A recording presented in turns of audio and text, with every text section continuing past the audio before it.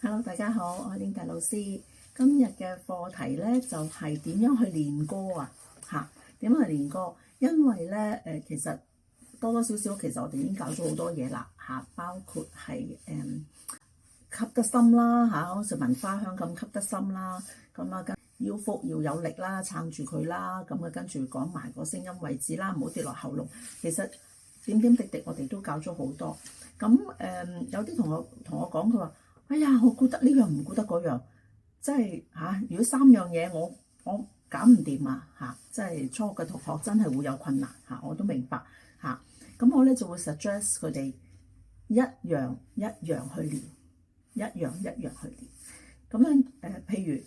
我呢幾日我練歌嘅時候，我淨係顧住我吸唔吸得夠深我有冇聞花香唱，聞花香就唱，聞到花香先至唱有冇咁樣咧？譬如我呢個禮拜我中意練歌嘅時候我都淨係留意一樣嘢，搞掂一樣嘢啦。咁好啦，下個禮拜我就開始練下我小腹有冇力撐住，我嘅小腹有冇力撐住。到一啲難唱嘅地方，我用唔用到丹田？我用唔用到丹田？一樣一樣去練。當你留意深呼吸嘅時候，你就唔好理其他啦，唔好理其他聲音位置擺有冇放鬆等等嘢，你搞唔掂㗎。如果你係一次過練咁多嘢嘅話，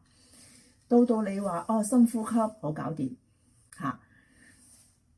make sure 你呢個深呼吸係做到嘅，而且差唔多成為習慣啦，你記得㗎啦咁你咧又加多一樣嘢你個腰腹有冇撐住有冇一路唱一路鬆一路鬆垮咗呢個小腹有冇力撐住撐住你把聲丹田力用唔用到跟住你再練咧就係留意啦，開始留意心口唔可以用力心口呢個喉嚨有冇放鬆下巴有冇係放鬆㗎呢個上半橛有冇放鬆跟住再去練擺聲音位置，有冇擺上個額頭有冇擺上額頭擺唔到個額頭，最低限度你都擺喺呢度每一句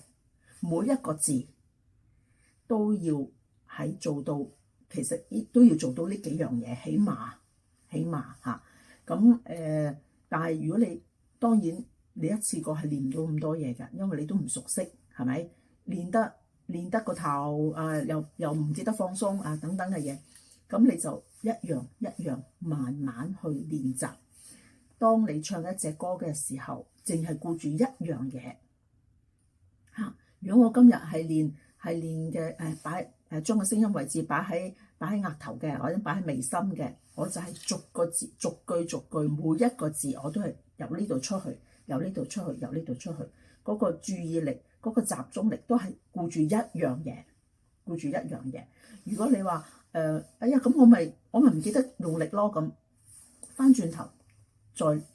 去唱，翻轉頭再去唱，每一樣嘢逐樣加唔好一次過練咁多嘢大家明唔明白咁